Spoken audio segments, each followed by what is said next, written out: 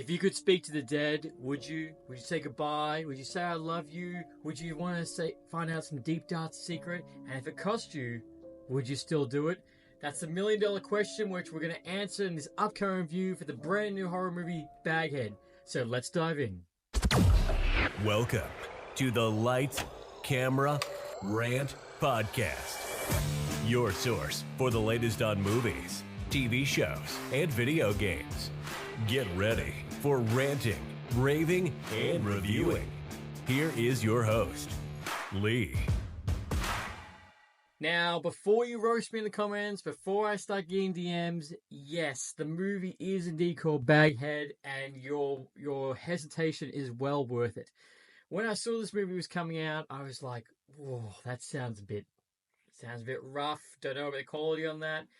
But in saying that, when I did get to go see this movie, which thank you so much, Studio Canal, for the free tickets, I went with my colleague, Mark from My Own Words, and we both looked at each other when we were sitting in the theater and we're like, what have we signed up to go do?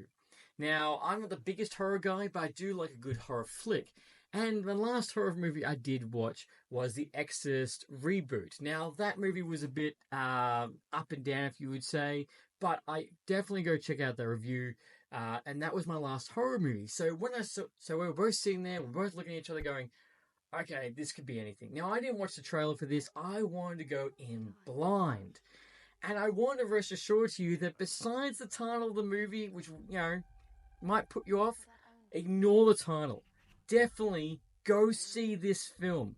Now, this film is only 96 minutes long, so it's not going to take up too much of your time. It's a small, contained story. There's only about 3 sets, or 3 to 4 sets in the entire movie. This is directed by Alberto Cordin, this is his very first feature-length film. And the best thing about this is that this was actually based on a short story that he created, which won 26 prestigious awards, which he worked on Studio Canal to produce this film. And I think that's fantastic. I would be also so humbled to know the fact that something so short I made has given me the opportunity to direct it into this giant-ass full feature-length film. Yes, of course, there are things to change. Obviously, there's different materials from going from a short film to a full-length film. And surprisingly, this has come out pristine. Now, how this sets is that we do have Freya Allen as playing as Iris. You will know her by the time you might look at this, or in the future. She is being the lead role in the upcoming Kingdom of the Planet of the Apes movie. Jeremy Hume is Neil, Ruby Barker is Katie, and Peter McKay is Owen. These are our 4 main characters that drive the plot of this movie. I am going to go in spoilers territory, so if you don't want to find out, definitely come back and watch the movie and come back and watch this review. But first I can tell you is that regardless of the name, you have my free ticket. But there is a couple of things you have to be aware of, so definitely wait until the end of this video to find out to get ready. So the short version of this plot is the fact that Iris is a 20-year-old girl. She's struggling. She's getting kicked out of her house. She doesn't have a full home. She has no rent, and she's with Katie, and she's trying to find a place to go home. Now, Owen, her dad, we were introduced at the very start of the movie, and when we're looking at him, he's going that there is this horrible thing. It's going to end tonight, and I'm going to do it. And he's recording at the same time. So he's talking to this woman that's strapped to a chair, and of course, a bag over her head. So yes, pun intended. And we get that, and he starts setting a light fire, and he's like, I'm going to do this. And before he could do it, a hand stops him, and he gets the light himself, and he dies in a burning ring of fire. Johnny Cash.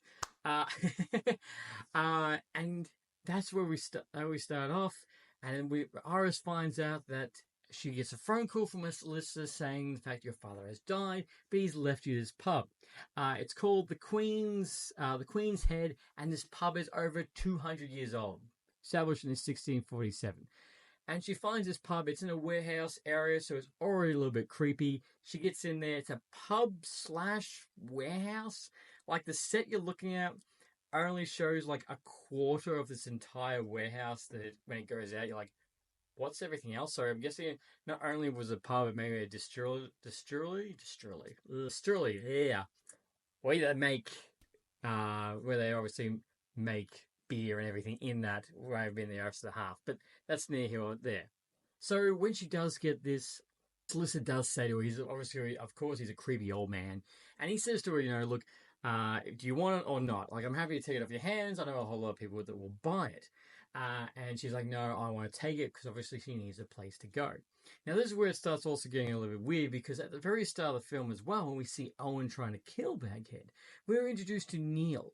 Now, Neil says he wants to speak to him. He speak to the Baghead. He's got the money. He wants to talk to her. And Owen's like, nah, not doing that. Come another time. So then what happens is that Iris finds all Owen's stuff, her dad's talk, and finds out there's an old photo, and you get to see a little bit of background about their relationship, but it's not really explained at this point why he's never seen her.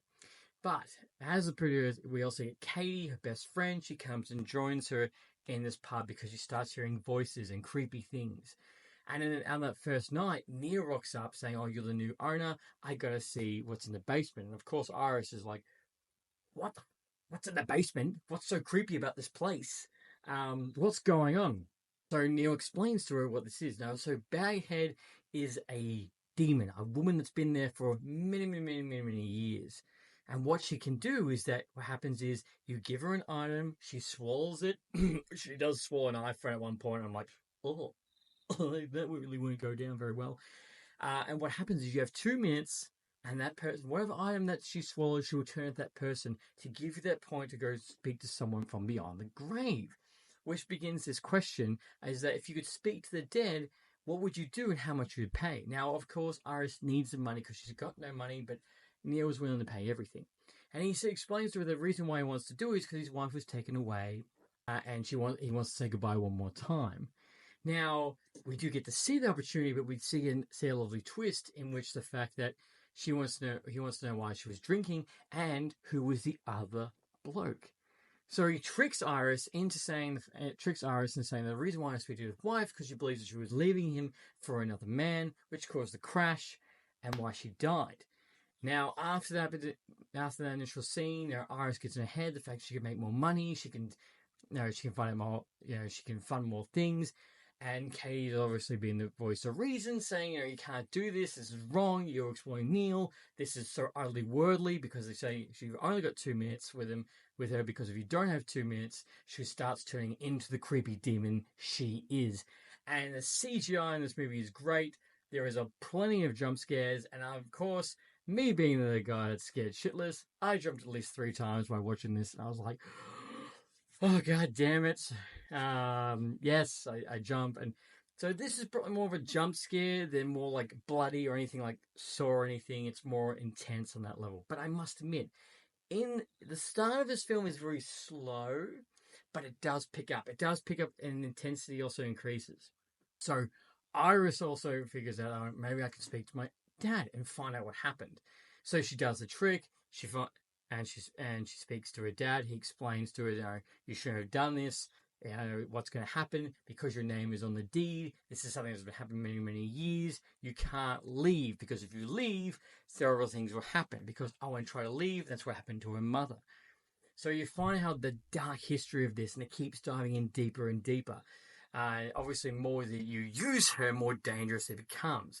There's also a hole in the back of the wall, which Owen does say, like, don't go past that wall because she can't hurt you on this side. So, of course,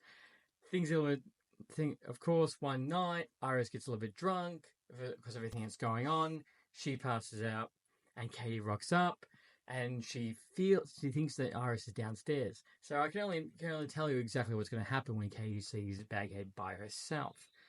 And continue that story, we also find out more dark history about Neil. Neil has so many twists and is acted so well, and so is Iris. She's acted everyone aboard. All the acting in this is fantastic, going from start to finish.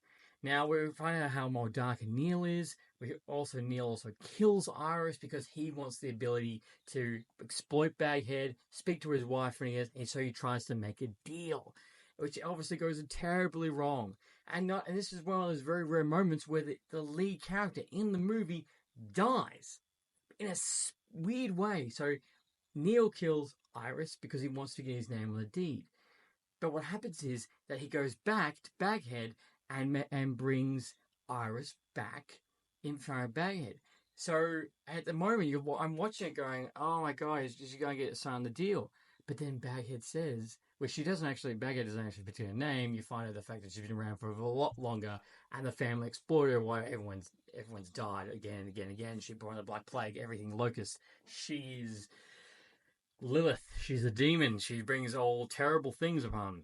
Of course, because they kept using her, more ugly she got, which is why she wears the bag. Which you do get a scene where you're like, do get a scene where you do see it. And I was like, oh, Jesus Christ.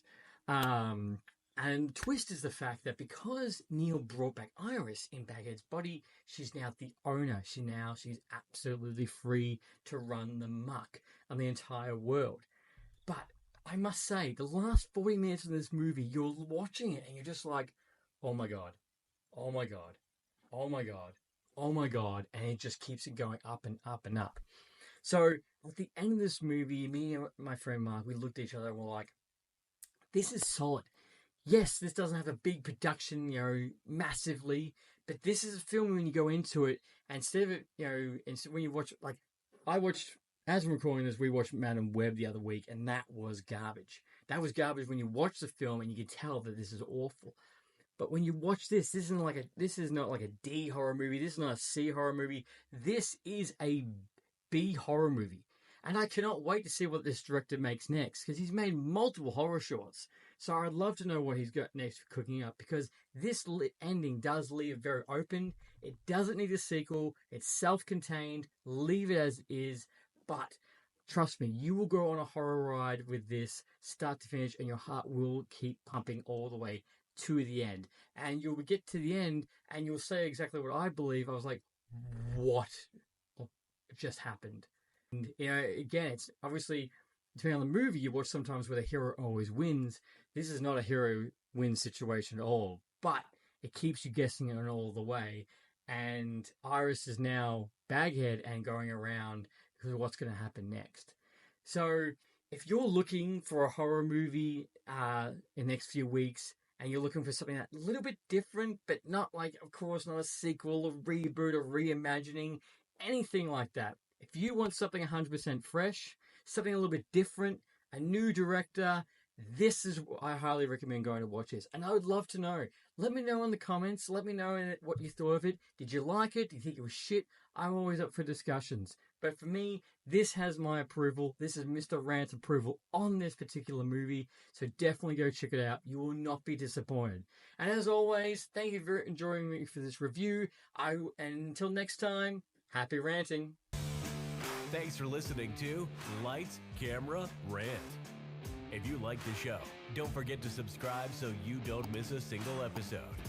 While you're at it, leave us a rating and review, and be sure to tell your friends. Until next time, happy ranting.